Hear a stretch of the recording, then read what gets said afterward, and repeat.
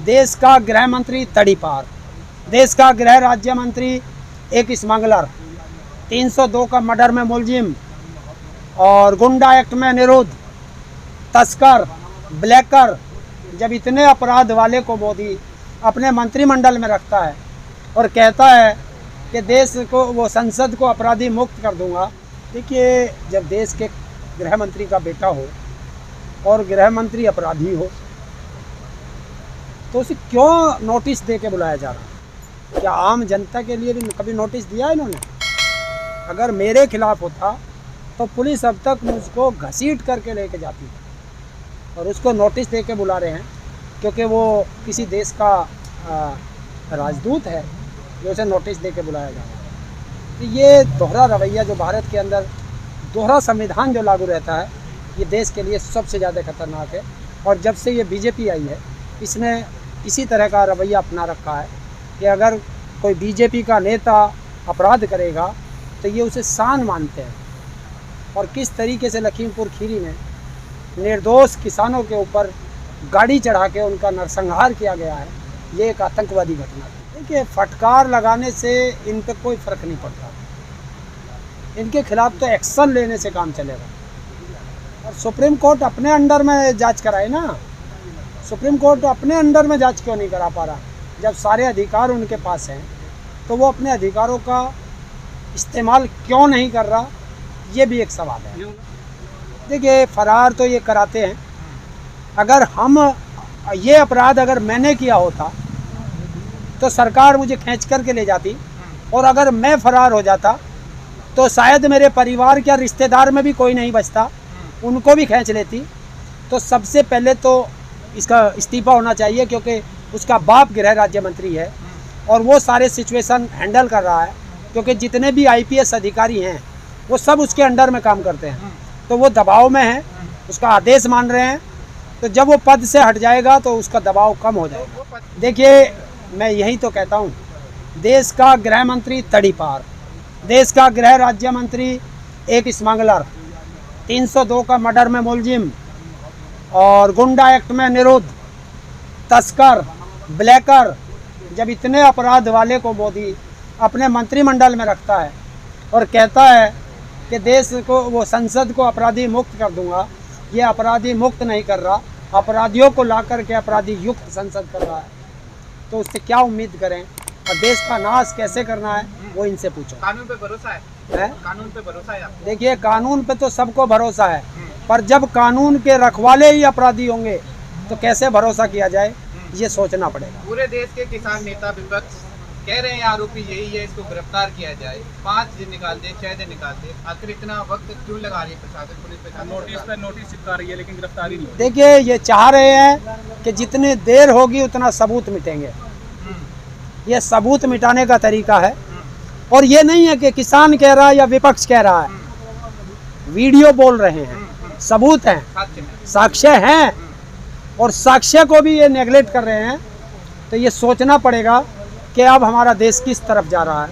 ये तो किसान है जो शांतिपूर्वक अपना आंदोलन चला रहा है अपनी मांगों को लेके, और 11 महीने से इतना बड़ा आंदोलन, दुनिया का सबसे बड़ा आंदोलन शांतिपूर्वक चल रहा है। इससे सरकारों की कुर्सियां हिल रही हैं, तो वो आंदोलन को नहीं तोड़ पाए, आंदोलन को नहीं कुचल पाए, तो आंदोलनकारी किसानों को कुचलना शुरू कर दिया है। मैं यही तो कह रहा हूँ कि लखीमपुर खीरी में 4 किसानों और एक पत्रकार को कुचला गया, और फिर हरियाणा में एक सांसद की गाड़ी से एक और किसान को घायल किया गया, कुचलने की कोशिश की गई, उसका सौभाग्य वो बच चुका और ज़िंदगी और मौत से लड़ रहे हैं। एक किसान नेता मेदांता में ज़िंदगी और मौत से लड़ रहा है, काफ़ी किसान घायल हैं।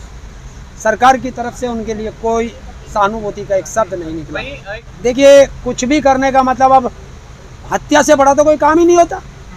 हत्या वे कर रहे हैं और इससे ज़्यादा क्या करेंगे? सबसे लास्ट होता है कि जिसको हम दुश्मन मानते हैं उसको मार दो। तो ये चाह रहे हैं कि हम अगर ऐसे करेंगे तो किसान जो हैं हिंसक हो जाएंगे और हिंसा करेंगे, और हिंसा की आड़ में आंदोलन को तोड़ देंगे। लेकिन किसान हिंसक नहीं हुआ, वो शहादत पे शहादत दे रहा है, लेकिन किसान हिंसक नहीं हो रहा है, और इसका इनको जवाब देना पड़ेगा। और किसान संयुक्त किसान मोर्चा को भी अब कोई बड़ा निर्णय लेना चाहिए। ये मेरे अपने विचार। ये हमारे नेता राकेश टिकैत जी ने पहले ही कहा था कि नेता जो हैं बंधक हैं और एक नेता मुक्ति अभियान चलाना पड़ेगा।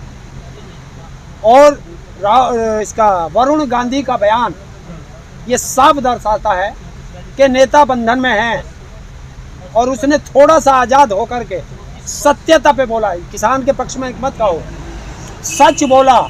और जब सच बोला तो उसकी सज़ा उसको नहीं, उसकी माँ को भी मिली। और बीजेपी ने अपनी राष्ट्रीय कार्यकारिणी से दोनों को बाहर कर दिया। देखिए, जन आंदोलन ये बहुत बड़ी ताकत होती है, क्योंकि जनता ही सर्वोपरि होती है। और जब जनता में विद्रोह फैलता है, वो इसी तरह फैलता है। जब राजा जनता को ज़्यादा सताता है, जनता पे अत्याचार करते हैं, तो जनता विद्रोह कर देती है। और ये देश को विद्रोह की तरफ ले जाना चाह रहे हैं। जनता विद्रोह करना नहीं चाहती, जनता संविधान पे विश्वास करती है और ये तानाशाह पे विश्वास करते हैं। लेकिन ताऊ, जिस तरीके से देखा जाता है, किसी पे भी FIR होती है तो सबसे पहले गिरफ्तार किया जाता है। वहीं योगी आदित्यनाथ जी कह रहे हैं कि FIR होने से गिरफ्तार नहीं किया जाएगा, पहले उसकी जांच होगी। अब देखिए, अपराधी जो स्वयं अपराधी रहा हो वो हमेशा अपराधी को बचाता है। 18 FIR थी, 18 मुकदमे दर्ज थे योगी पे, और अपने मुख्यमंत्री बनते के साथ सारे वापस ले लिए, जिसमें हत्या और अपहरण तक के भी मुकदमे थे इसके ऊपर। और ये योगी है जो 3 मुकदमे दर्ज होने पर संसद के अंदर किस तरह रोया था, ये पूरा देश ने देखा था।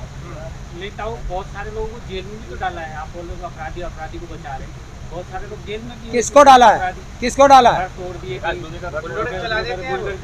तो अब आप बुलडोजर चलाने की बात कर रहे हो।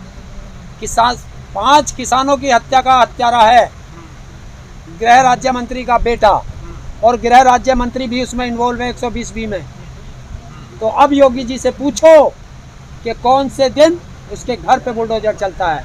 तेल खत्म हो गया हो तो किसान अपने ट्रैक्टर से तेल निकाल के दे देंगे बुलडोजर के लिए। और अगर उसके घर पे बुलडोजर नहीं चला तो योगी जी योगी नहीं, ढोंगी है, और ऐसे ढोंगी को पद पर रहने का कोई अधिकार नहीं है। क्या पता वो जो नोटिस दिए नहीं आएंगे तो बुलडोजर चला सकते हैं। नोटिस क्यों दिया है? क्या वो किसी पद पे है, किसी संवैधानिक पद पे है उसका बेटा? फरार क्यों कराया गया? अपराधी घर में बैठकर सारे चैनलों पे बाइट दे रहा है, और आप कहते हो भाग रहा है। ये जानबूझ के भगाया गया है। वीडियो नहीं थी क्या? आप जाइए, आप कौशाम्बी थाने में मेरे खिलाफ FIR दर्ज करा के आइए, सिर्फ एक मारपीट की या गाली गलौज की। पुलिस आएगी, ना वीडियो लेगी ना कुछ लेगी, पहले मेरा कान पकड़ के घसीट करके मुझे लेके जाएगी और तब बात करेगी। तो ये दोहरा रवैया क्यों? आम नागरिक और राजनेताओं के बेटों में। इसीलिए तो इस देश में कहता हूँ मैं कि इस देश में संविधान की धज्जियाँ उड़ाई जा रही हैं और दोहरा संविधान यहाँ लागू कर चुके हैं। तो फिर न्याय कैसे मिलेगा जब दोहरा रवैया देश के अंदर चल ही रहा है? देखिए, जब जनता को न्याय नहीं मिलता है, जनता फिर अपने हाथ में जब कानून लेती है, फिर राजनेताओं को भागना पड़ता है। और ये कभी भी हो सकता है, क्योंकि देश को ये क्रांति की तरफ लेके जा रहे हैं, और देश क्रांति नहीं चाहता, देश शांति चाहता है। लेकिन ये राजनेता बीजेपी के ये देश में क्रांति चाहते हैं, क्योंकि ये लड़ाना चाहते हैं, एक दूसरे को लड़ा करके अपनी सत्ता सुरक्षित करना चाहते हैं। चलिए, धन्यवाद।